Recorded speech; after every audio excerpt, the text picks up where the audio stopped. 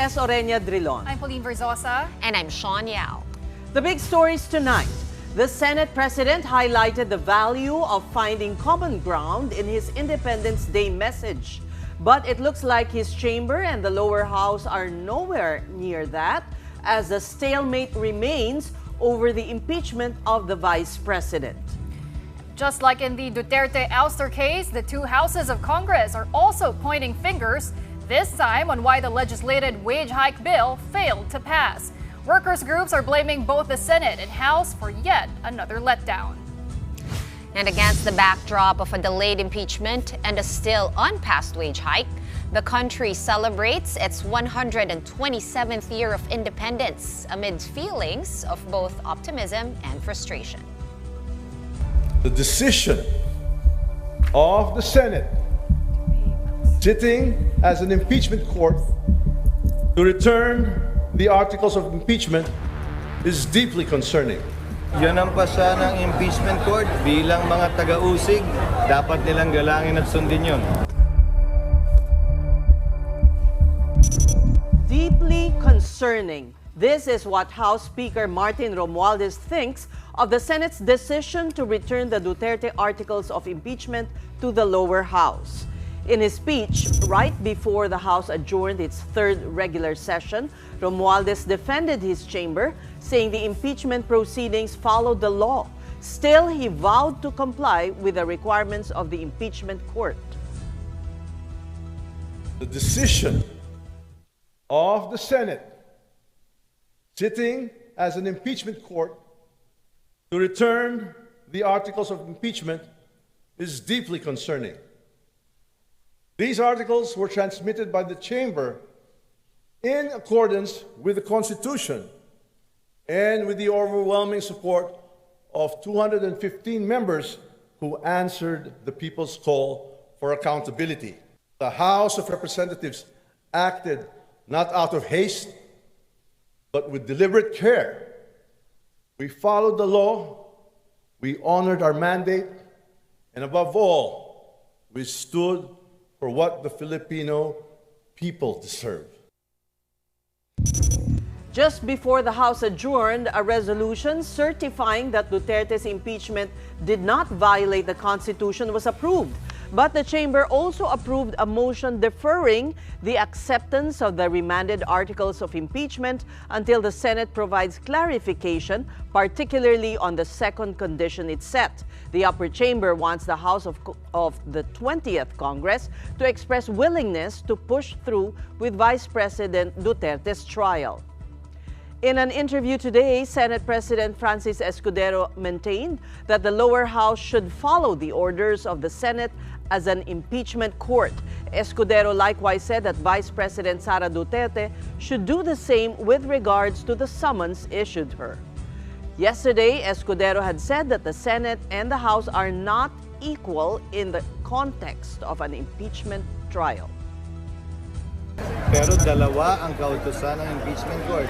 Hindi lamang yung attestation ng pagtupad doon sa certification sa pagtupad sa one-year ban na provision ng Constitution, pero pati yung attestation na interesado pa rin sila sa pagbubukas ng bagong Kongreso na ipursige ang kaso dahil nga doon pa lamang magsisimula ang paglitis.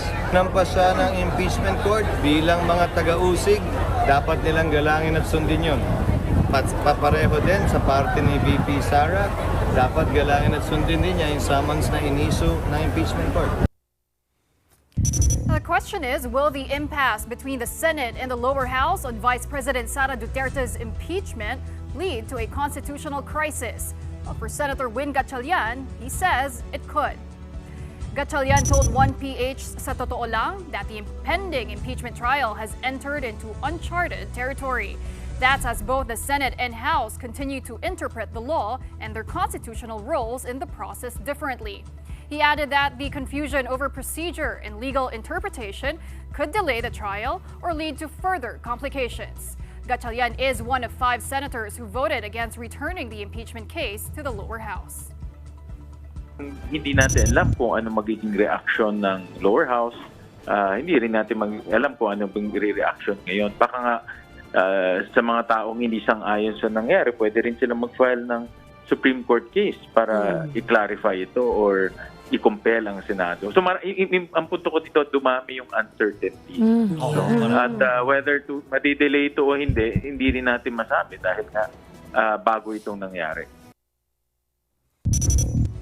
Now let's hear more from Senator Win Gatchalian himself as he joins us tonight on the program. Good evening, Senator. Welcome to The Big Story. Good evening, Seth. Good evening to our televiewers and listeners. All right, Senator, tomorrow there will be a Senate session, correct? Tomorrow is a Friday. No more because we already adjourned sine die. Oh. So we're just waiting for the 20th Congress to begin. All right, what's the latest that you're hearing from your colleagues in the Senate? Well, what happened last Tuesday is quite unique in a sense that the word that was used was return. But if you analyze the situation carefully, the case proceeded. So the action and the words do not match. The case proceeded because the Senate President issued summons and he also issued instructions for the prosecution to answer. So in a sense that the case is moving. But the motion return used the word return. But the return has two certifications that are needed. Number one is a certification that everything is in order. The articles of impeachment is constitutional compliant. And then number two, the House of Representatives will still pursue the impeachment during the 20th Congress. Yeah. But that cannot happen. That certification cannot happen until the 20th Congress begins. Senator, legal luminaries and even framers of the Constitution have opposing views on whether it's acceptable or not. Justice Ascuna said it is, and Christian Bonsod said it's not. So you're right. These varying opinions are just lengthening the process.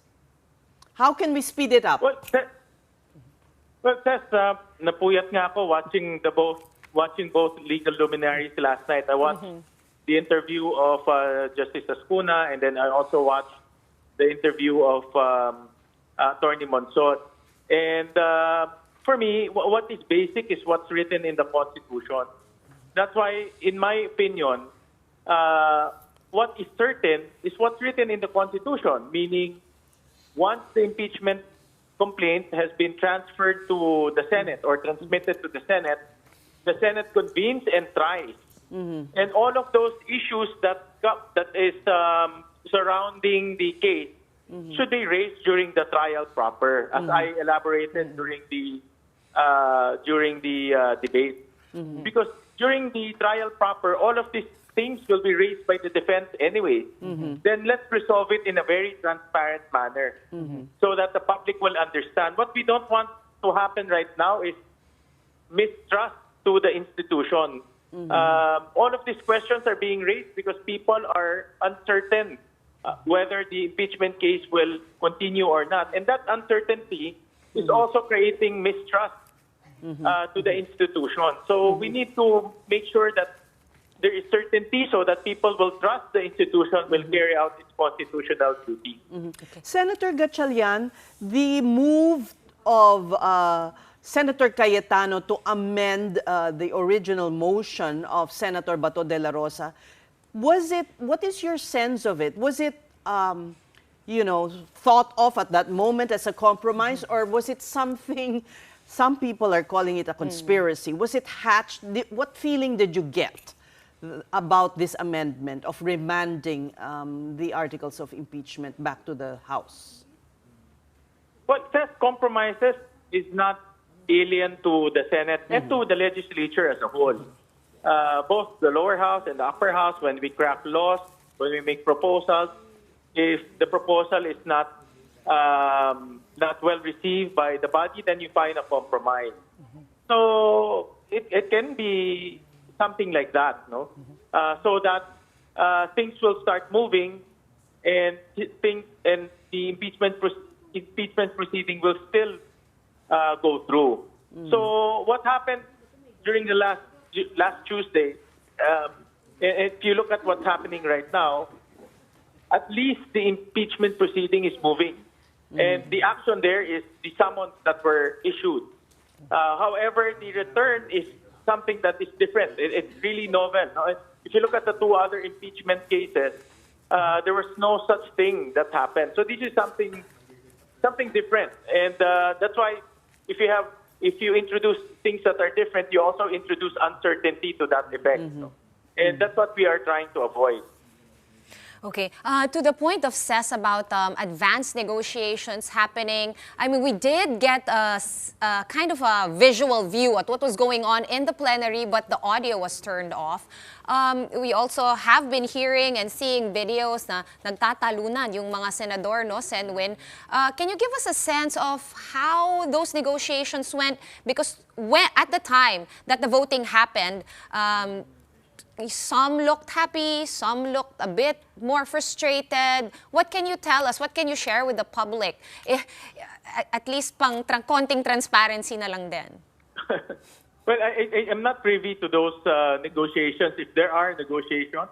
But what I'm saying, the dynamics of the Senate and also the lower house is that compromises and looking for solutions is a normal process. So, for example, if the proposal is not well received, then you find a solution so that it will go through. So, in this case, the solution here is that apparent word return. But if you dissect the action, the impeachment case is moving. It's actually proceeding as planned. The return word is. To be honest, the return word created a lot of confusion from the public. But that return, if you dissect that return, it's only the two certifications that were required from the House of Representatives. Senator, if I may just follow up on Shawn's question, because there was that video that surfaced on social media where Senator Joel Villanueva was seen urging Senator Amy Marcos to interrupt Senator Risa when she was taking the floor, urging Senator Amy to raise a point of order. Can you tell us, Senator, what was really happening on the sidelines, and is there a clear divide now amongst the senators? Well, point of order under rules takes precedence in everything. No? So you can raise a point of order in any time. If the rules are violated or someone is not following the procedures, then you can raise point of order. Of course, it can be very conflicting because you can raise that while people are talking, but it's a proper procedure under our rules. Okay. But how do you feel now, Senator Win, no? The voting is over, you voted no, even though you fully grasped the preconditions of the word return, that it came with these conditions and caveats. Are you satisfied personally with how everything turned out? What I'm trying to avoid is confusion and doubt in the public's mind. That's what I'm trying to avoid, because even going into the impeachment discussion, even before wearing our robe, there's already doubt in the minds of our public whether the impeachment will continue or not. If you remember, there's that forthwith issue, and then the two cancellations. So there's a lot of doubt now. That's what I'm trying to avoid. Right. So my position is all of this discussion should be transparent to the public. And you can only do that if the trial proper begins. But because do you the trial feel proper is open to the public. Right. Since you have that feeling, and I want to know if you also have this feeling that there's a script that's being, followed by your other colleagues in the guise of offering a compromise. Everybody is in on it na pala. And this is like a consuelo de bobo na, it's an ongoing process and another bombshell might be. That's why I'm saying, yung trust issues na po, parang we're just bracing ourselves for another delay? I'm not privy to any script, Seth. So if there is a script, I'm not part of it. I'm clueless of that script, to be honest about it. So I'm not privy to that, to any of those. And you wouldn't suspect of the existence of one? It's unfair for me to comment on that because I don't have any prior knowledge. Do you share the position of Senate President Chis Escudero that in this case, the House of Representatives is not a co-equal body? When the Senate That's a technicality. Because we're not in a legislative process anymore. Unlike a legislative process, two bills are being deliberated in both houses, and then when we enter into a bicam, we're co-equals, meaning their voice and our voice are equal. But in this case, it's a process. It starts with the lower house and ends with the upper house. So in that sense, it's a process. I would say that both have their own powers, but they're not the same powers. Okay. Senator, yesterday... So it's a very technical question saying co-equals, but because this is a linear process, it starts and ends. We're asking... So unlike in a bill, it can go at the same time. Oo, pero kasi the context of the question, Senator, is how there are those who believe that the Senate cannot order the House to ask it to attest to whether the the articles of impeachment were above board. To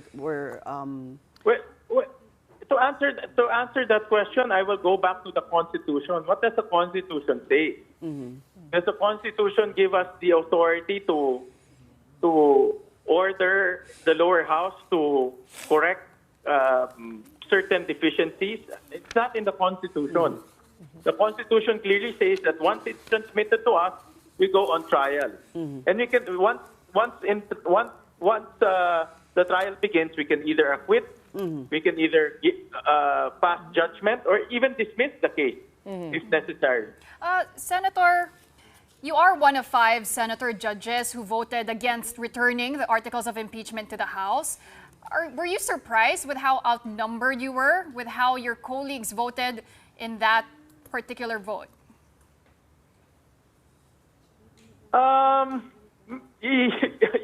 To be honest, yes. No? I was quite surprised with the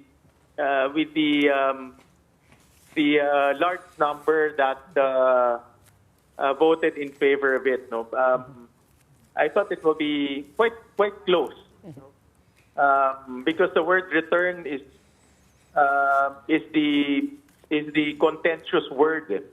And again, if you go back to the Constitution, it's not in the Constitution that we have the power to return. So, I think I was quite surprised with the sheer number. Okay. Now, we know this is water under the bridge, right? But here we are, Senator, and like you said, you guys will be adjourning sine die. But I just want to talk timelines really quickly. You pass the ball to the House is now passing the ball back to the Senate. Is there any schedule change that we can expect? When will you guys be meeting after June 13 still to discuss the motion of the House that they submitted to you? Yesterday, we also spoke to your new impeachment spokesperson, Attorney Reggie Tongol, and he said, no matter what happens, the timeline naman doesn't change. So it gave me the impression na, there's a lot of dribbling, yes, pero ultimo naman, 20th Congress na rin babagsak ito. Just wanted to get your thoughts on the schedule. Yeah. Well, if you look at the timeline, the summons, the Vice President is given 10 days to reply to the summons, and then the prosecution team is given another 5 days to reply to those summons. So we're talking about around June 26. Actually, I mapped it out. So you only have from June 26 to June 30, about 4 days till the new Congress steps in. Because the new Congress will step in June 30. And at that time, the 19 Congress prosecution team will end their term as well. So hindi you na have namin that kayo vacuum between- hindi na namin So kayo you have makikita that na karob, Senator? Hindi, may June hindi na- 23 pa nga. Yung June 23 na lang or 26? Yeah, because may gap siya eh. Mayroon siyang vacuum between June 30 all the way to July 28 when Congress convenes. Kasi walang prosecution team eh. That's another complication. All right. So, Well, so nakikita ko July 28 that when Congress convenes again, then they will appoint their new prosecution team. all right, we thank you so much for talking to us, Senator Win Gatchalian. Maraming salamat. Thank you guys. All right, still on Congress or in congressional matters, the legislated wage hike measure went unratified as the Senate and House sessions adjourned. The two chambers failed to reach a compromise over the clashing versions of their bill, with the Senate wanting a 100 peso across-the-board pay increase for private workers, while the House is pushing for a 200 peso hike. Senator Joel Villanueva says the lower chamber seems to be sabotaging them by putting forth a higher wage adjustment. But the House is turning the tables on the upper chamber. Talked to some members of the conferees, and in fact, last night, together with the Senate President, they were saying that they are amenable to the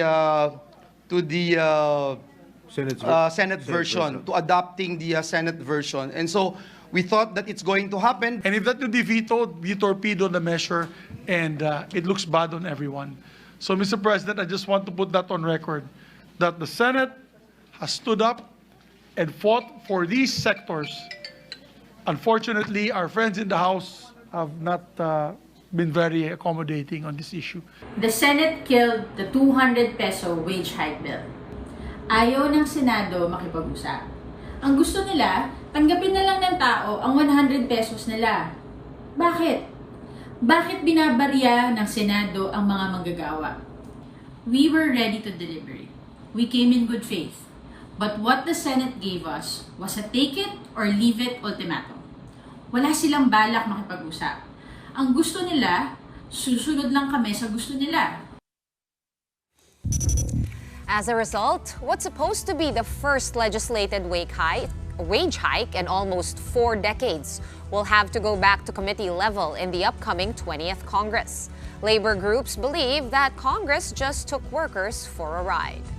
Malinaw na kataksilan ng liderato ng parehong Kongreso, ng Senado at ng Kamara. Yan ang pinakamalinaw. Pero kami ay naniniwala rin na yung hindi pag-reconcile ng dalawa, ng bicameral conference, ang utos noon ay galing sa Malacanang.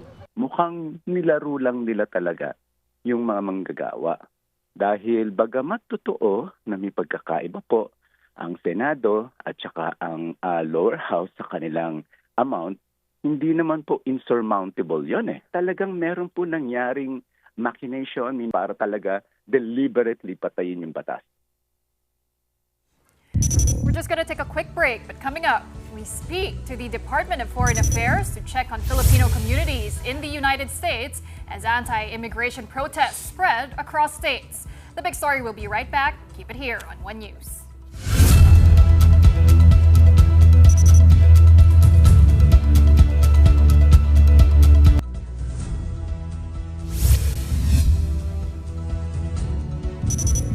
Thank you for staying with us here on The Big Story. U.S. Marines will soon join National Guards to quell immigration-related protests and violence on the streets of Los Angeles. The U.S. Northern Command says they have already completed training and will be deployed within the next 48 hours. Like National Guard troops sent out by President Donald Trump, these soldiers will also be allowed to detain anyone who interferes with immigration officers on raids.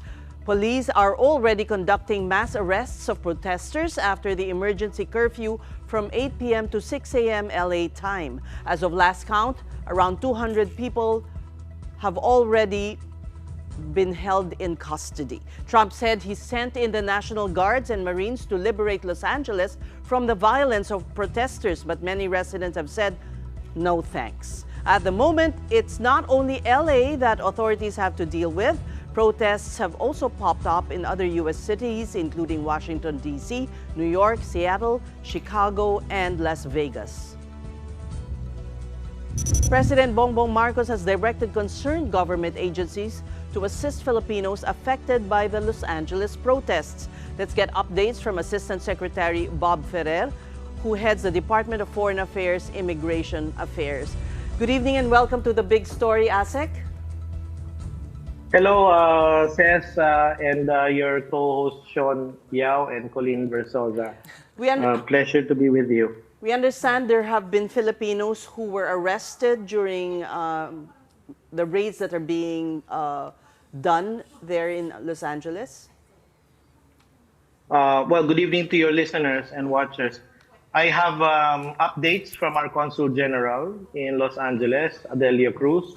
He said no Filipino or Filipino-American, for that matter, has been arrested or detained from the ongoing protests. I repeat, there has been no Filipino or Filipino-American who has been arrested or detained from the ongoing protest. He also reports that after the first day of the protests, LA Philippine Consulate General immediately issued an announcement, a public advisory, advising Filipinos to refrain from participating and to avoid conflict areas. Now, the conflict areas might be misleading to many or some because it's not the whole of LA County. It's only LA downtown and around federal buildings, especially ICE. So protests are concentrated within that vicinity or vicinities where rounded up illegal migrants are detained and processed. Now, curfew is imposed in pockets of downtown LA. There is the presence of LAPD, National Guard, and around 700 U.S. Marines. How about deportations, Paul? Area. How about deportations? There have been no deportations. We have on file 14 deportations. The rest are detained with various cases. Oops. ASEC? Okay, are you still there? Cases. Okay. ASEC, you're coming in a bit choppy. Can you still hear us okay? A nation of law, and we promote good bilateral relations with the United States, and we respect the decisions of the United States within its own borders. Similarly, kung meron tayong mga foreigners na nagde-demonstrate within the Philippines, you would expect the Philippines to also impose rule of law and order in the Philippines. Recently, ASEC, there was a case, I believe this was in Seattle, of a Filipino green card holder, and he seemed to have problems upon arrival. Do we have an update on that specific case? I am not aware of that specific case. I am aware of one case where he was arrested, but not as a result of this protest. He is an immigrant who was convicted of burglary and sex offense. He was arrested in his residence. The Philippine Consulate General immediately coordinated with his next of kin and ICE officials. He has since been transferred to a detention facility in Washington State. So yung latest po dito is 203 arrests for failure to disperse have been made. 203 arrests, no Filipino there or PhilAm. 17 arrests for curfew violations. 3 arrests for possession of a firearm. 2 officers have been injured. As you know, there are PhilAm law enforcers also in the United States and PhilAm police. So we also pray for their safety. So there's a public safety alert from the Los Angeles City Mayor's office. So sabi dito, the City of Los Angeles has declared that a curfew is in place from 8 p.m. to 6 a.m. for, I'm quoting directly, I-110 to west / I-5 to east / I-10 to south, I-5 and I-110 to north. traveling to and from work, seeking or giving emergency care, and emergency responders are exempt from this travel ban. Additional information is available on the city website po, lacity.gov. I repeat, capital C, lacity.gov. So mga kababayan po nating concerned about their safety and their freedom of movement. And I'd like to also announce the hotline of the Los Angeles Philippine Consulate General, which is, I quote, 323-528-1528. And I'd be happy to share to you the detailed advisory of our consulate there. Well, ASEC, it looks like ICE is not just going after undocumented immigrants with criminal records, which was their initial plan, but now they're also going after green card holders with charges. Well, they can be candidates for deportation. ASEC, around how many Filipinos is your estimate that would fall under that category? Yung mga may green card naman, pero may mga kaso dyan sa United States. And what should they do if they are questioned? Ang advice po natin, I'm repeating the advice of our Los Angeles, not just Los Angeles, but all U.S. posts. If you're a Filipino and you are in the United States illegally, and you know that you are there illegally, Ambassador Babe Romualdez has already advised you directly, it's better for you to go home. Similarly, if an American citizen is here in the Philippines illegally, we would expect that American to leave. Right? So, ganun din po yun. So, the green card holders, if you have not committed a crime or a felony, I don't think you should be afraid. You should stand up for your rights, exercise freedom of speech, but always inform the nearest embassy, that in that case, Washington, D.C., or consulate. We have consulates from West Coast, East Coast, Midwestern, Central, and South. And we might soon open a consulate in near Mar-a-Lago in Florida. Okay. So, just inform the Consul General of what's going on. You are free to associate, but please disassociate yourself from troublemakers because you're just inviting attention to yourself. And all the more reason the United States will deport you. Wala tayong yun lang po. estimate. Basically, common sense. Wala tayong estimate of how many Filipinos there are na hindi documented. Under the Obama administration, there were more than 3,000 deportations. So far, it's been 6 months under the Trump administration, and there have only been 14. All the rest are detentions. 14. 14. All the rest who are detained because they have committed crimes or felonies. Asek, I have to go back to Pauline's question because I think we were talking about the same guy. The guy in question, the one from Seattle, he is a green card holder. So he's not a citizen, but he is a permanent resident. Ambassador Babe did also on this show give us that same advice na umuwi na lang. Pero green card holder naman siya eh. So, legal naman siya, meron siyang papeles. And yung mga non-violent crimes niya, matagal na yon. So, yung mga nasa ganung classification, do they also have to be careful? Do you advise also na umuwi na lang? Oo. Yeah. If an American has committed a crime in the Philippines, would you tolerate the presence of that American in the Philippines? I don't think you would. So, in that case, this person, yes, he is a green card holder. If he is still a citizen, I think he is, then he is entitled to the full rights of protection from the Philippine government. We have assistance to nationals funds available for any Filipino who needs assistance, including assistance in paying for his or her ticket back to the Philippines.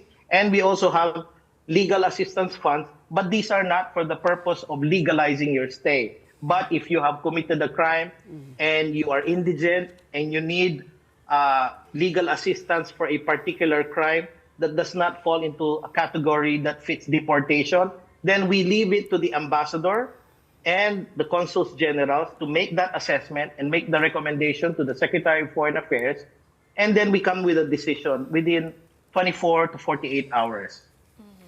Okay. Well, we thank you so much for joining us here on The Big Story, DFA Assistant Secretary Bob Ferrer. Magandang gabi po sa inyo. Buhay po kayo.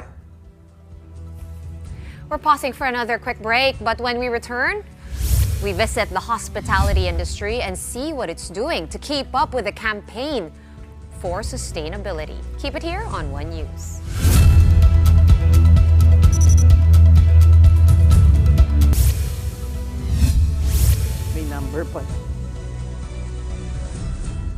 Welcome back to the big story. The hotel and residence industry is known for comfort and luxury, but did you know that it's also responsible for 2% of global greenhouse gas emissions? From single-use plastics to excessive water use, the industry's environmental footprint cannot be ignored. According to the World Sustainable Hospitality Alliance, this needs to be cut down to 66% by 2030 in order to stay on track with climate goals. The good news is there are companies that redefine industry norms with sustainability at their core. We put them front and center here on sustainability.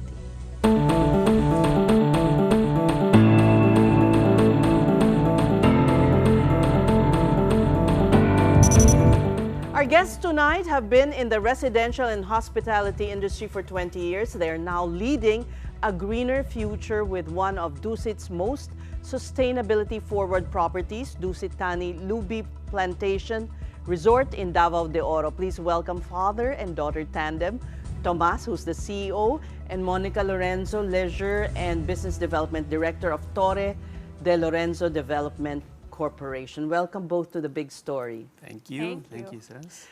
Tell us about the award that Dusit Thani Lubi Island received from, is it the best eco-friendly resort?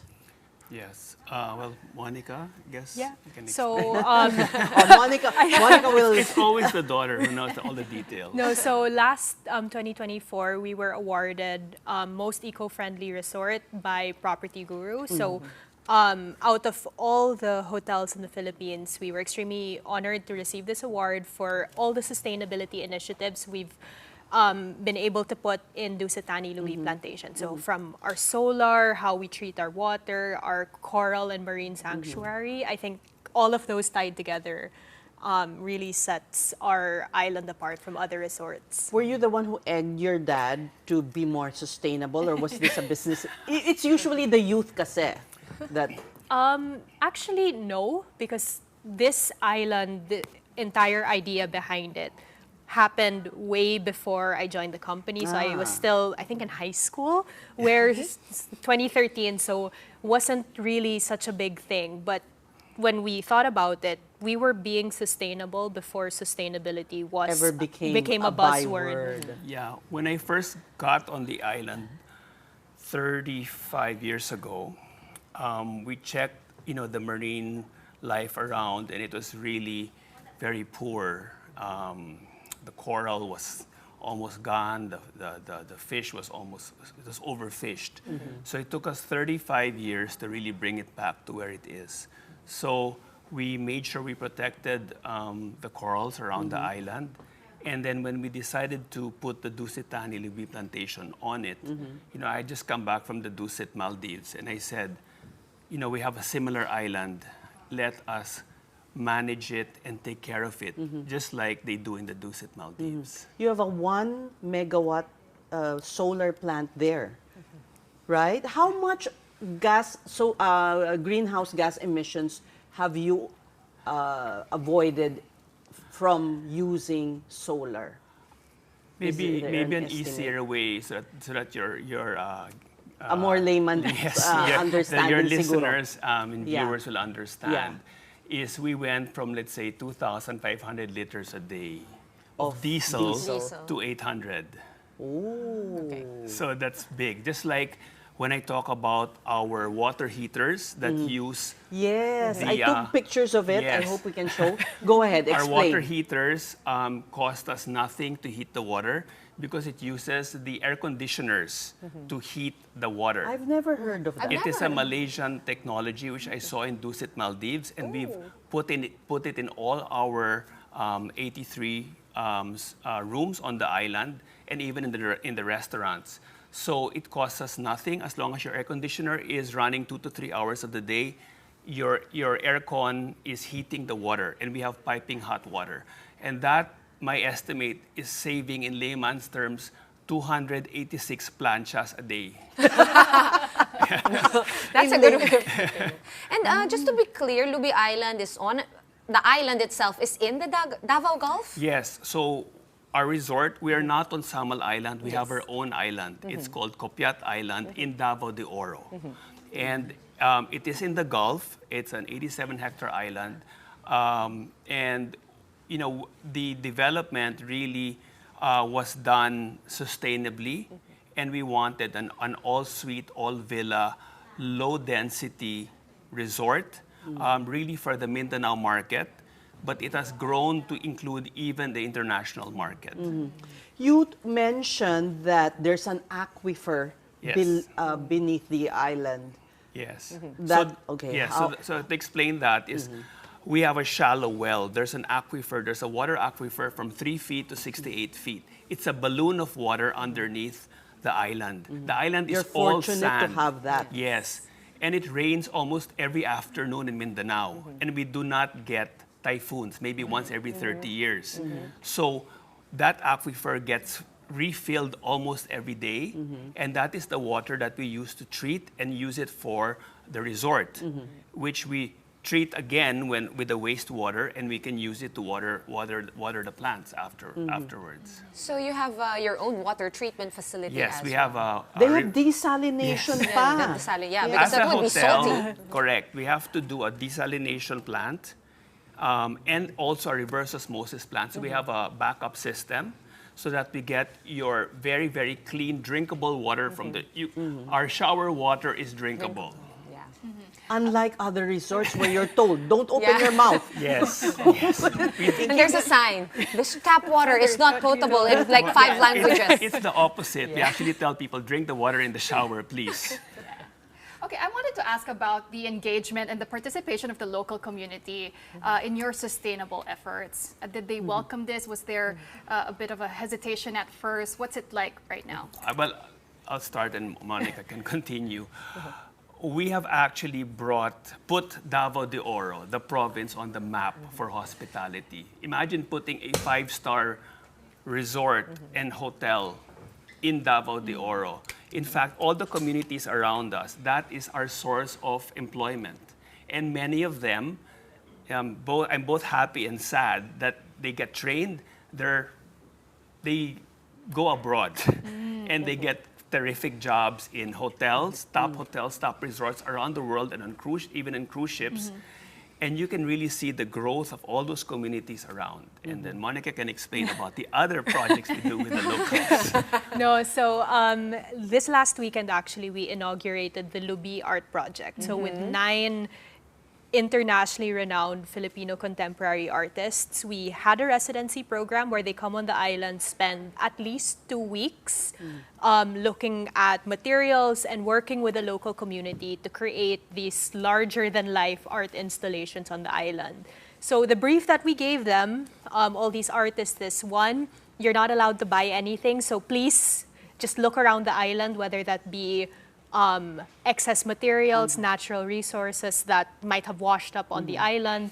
And 2, please work with the local community. So we've had these artists work with the local barangay women's council. They've worked with some of the Davao Gulf divers to help retrieve old fishing nets from the waters. And because of that, you can actually see the community start to participate and create something that's sustainable, something that's unique, and something that has never been done in Davao de Oro. Davao de Oro used to be Comval, right? Yes. Compostela Valley. Kasi madaming gold doon. Oh, maraming gold. That's what I was gonna ask. They've rebranded. It was a mining. I hope not just in name, right? It looks like not just in name. Definitely not. So there was a big mining industry there, and usually when there's mining, there's tailings and all of that. Does that affect Lubi at all, or are you far enough? It's for me. The mining industry is there. It is alive. It is operating, and we're not seeing pollution because we are actually at the bottom of those mountains. Right. In fact, our mangroves, when we had our marine, research group come in, they said your mangroves are the healthiest we've seen. Wow. Yes, we have the. So they're doing their job. I guess because we have our turtles we have a turtle sanctuary and our turtles are very healthy. Actually, I snorkeled also, and the corals were colorful. We're, Yeah, we're not dead. Very you much wouldn't alive. think, yeah, very much alive and huge. Yes. Because I was thinking, baka maliit lang because 35 years ago, you said they Yes. were practically Yes. gone. Yes. So Yeah. meaning the mangroves are very healthy. The coral is very healthy.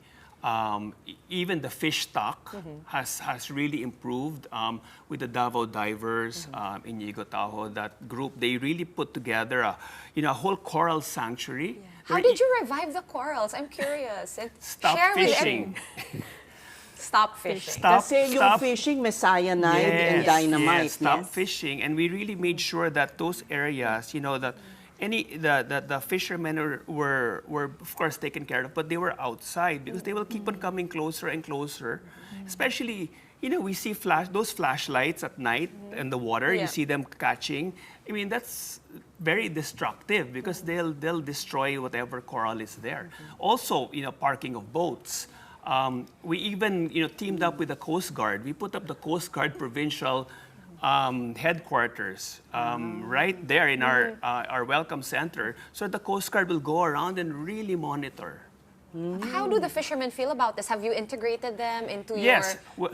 their catches have gotten much bigger. And because right where there's a buoy to mark the marine sanctuary, they're fishing right outside, and mas dumami and huge, really big sailfish, and they're getting the tuna, they're getting a lot of fish from the area. So it's a win-win situation. Yeah, everybody tuna has for the Everyone has to party, the believe. huge one was from there lang. Yes. Yes, from within the the Gulf. ones you ate. Yes. Yeah. The tuna lechon, di ba? From the Yes. launch, they The just tuna launched sashimi, kasi the yes. art project. Yeah. But Monica, I'd like to ask you, is this a draw, the fact that you are a sustainable resort? Do you find more customers interested?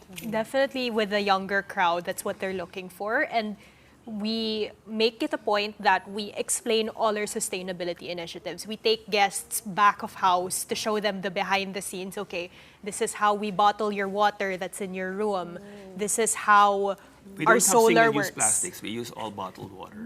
In glass bottles. Yes. Glass They're bottles. refillable. Yes. So yeah, it's brought us a good number of guests who are really interested in sustainability. And for other guests as well, they come to the island and they're pleasantly surprised that we have all of this going on because you wouldn't expect it in a 5-star resort, middle of the Davao Gulf, like having all these facilities. And to the point when we put up our solar farm, we had to put up a giant sign because it's now a selfie spot. People want to take photos. Imagine, no? We never thought it would be a selfie spot to take our picture with a solar. They're waiting for you to put up the wind turbines now. See, the solar farm is there. Specifically, we're about 53% solar nowadays. That's how much we're getting. And the solar really helps bring down our costs even for the water filtration, because those water filters that we use a lot of power. Are you planning to put more panels? Or is 53 More kind of like batteries, the I max? think. Or I batteries? think we need to do more batteries because, when we put it up and we increased it, the most beautiful sound I heard was silence. Because at 6 in the morning, the sun's coming up, the generator shut off. Oh, because we're off-grid. Yes. So we're completely off-grid. We're an island, so we had to do everything ourselves. So the generator shut off, and it's silent, it's quiet till 7 in the evening until the batteries run out. So I think we actually are producing more power than we need, so we need actually more batteries. Yeah. Okay, so let's talk about future plans for your other properties, especially. Good, I was about to ask. Because there's a lot. He's building a hotel in You guys have Lipa, right? condos, Ilipa. Is also Dusit in Lanang?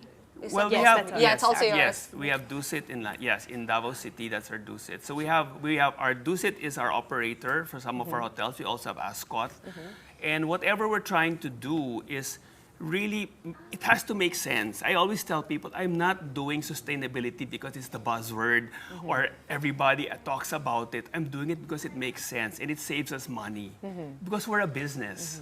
It's still not. It's not that I'm not an NGO. We appreciate the candidness.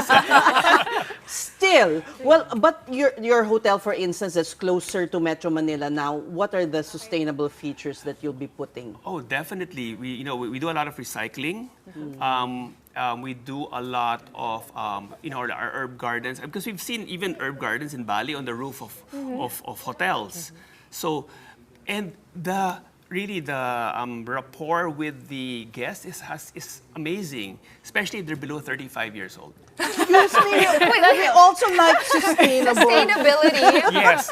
Then you have the odd, person, because most people just want to relax and sit in the air condition, right, and watch the view. So, but what I'm saying is we cater to everyone who comes through our doors, and we want to make sure that we are a responsible company, and that we do our best. Super curious lang. Did you notice, because your whole theme is sustainability, did you notice guests na parang hindi sila ganun ka-sustainable, pero maybe they're a bit more embarrassed because they're in a sustainable hotel and therefore their habits change while they stay with you? Their habits change when they see the glass bottle. And they say, can we take this home? So you say yes? So we say, there's a charge. Oh, there's a price. You can there's a charge. Oh nga, maganda yun. And they really like that. Okay. A parting shot from you, Monica.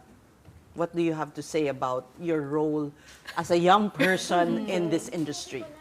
I think, just kind of to echo what my dad says, is we're doing it because it's the right thing to do.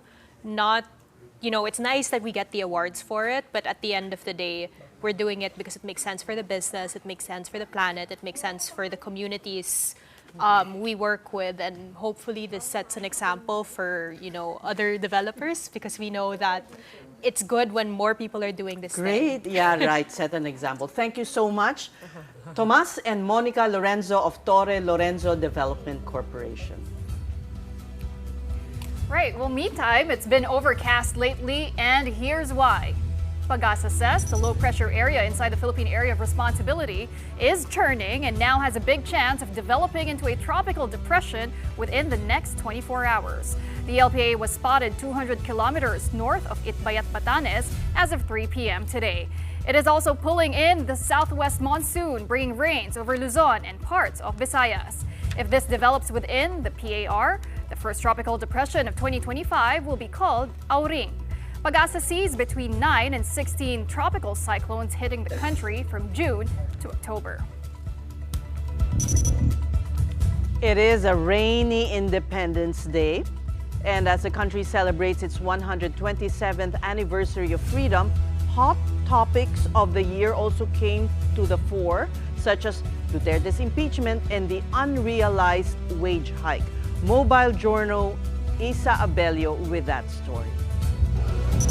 It's a festive Independence Day at the Carino Grandstand, featuring different festivals from all over the country, such as the Tultugan Festival in Maasin, Iloilo, and Paro-Paro Festival in Dasmariñas, Cavite. Huge colorful floats also showcased historical events in Luzon, Visayas, and Mindanao, and how the fight for freedom unfolded over centuries.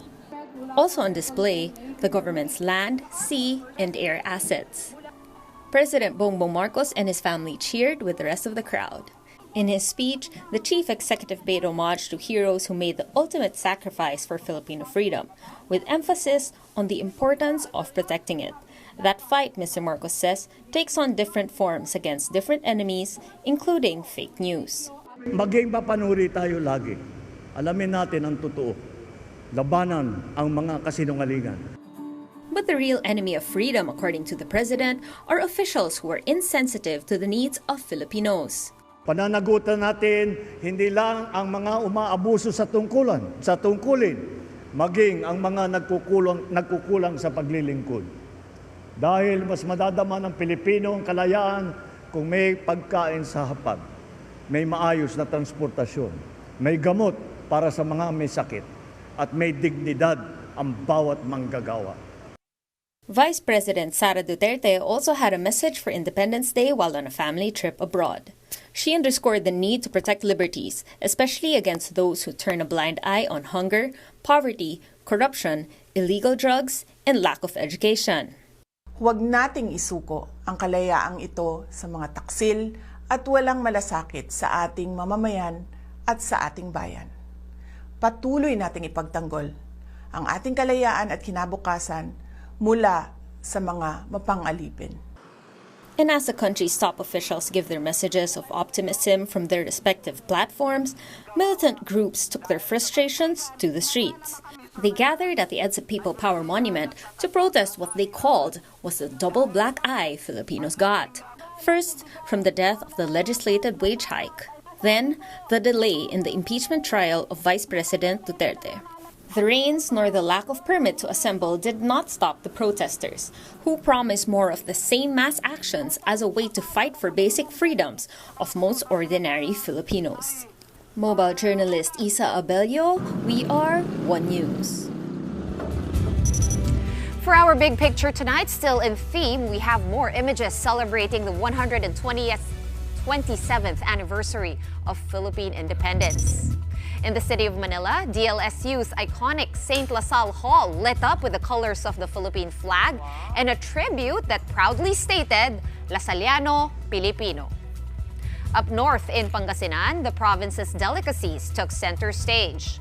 One mall in Urdaneta City celebrated Independence Day by forming a giant map of Pangasinan made entirely of locally made delicacies. Happy Independence Day. I know, Happy Independence Day with our Filipiniana. Our sedate Filipiniana. Very sedate. Very sedate. Thank you to Ms. Ces Oreña-Drilon for my Filipiniana, by the way. All right, and that's it for the big story this Thursday evening. Thank you so much for watching. We are One News, all sides, all the time. We'll see you again tomorrow at 7:30 p.m. Have a good night, everyone.